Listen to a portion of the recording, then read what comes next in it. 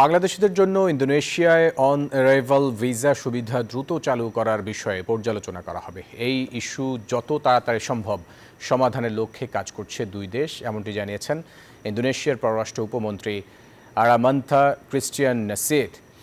সোমবার পররাষ্ট্র উপদেষ্টা তৌহিদ হোসেনের সাথে বৈঠকের পর সাংবাদিকদের প্রশ্নের উত্তরে এই কথা বলেন তিনি। বলেন, ইন্দো বাংলাদেশ সম্পর্ক আরও দৃঢ় করতে আগ্রহী তারা। উপদেষ্টার সাথে বৈঠকে বাণিজ্য, বিনিয়োগ ও নবায়নযোগ্য জ্বালানি নিয়ে আলোচনা হয়েছে এবং খুব দ্রুতই বাংলাদেশ ইন্দোনেশিয়া এফওসি হবে বলেও জানান পররাষ্ট্র উপমন্ত্রী।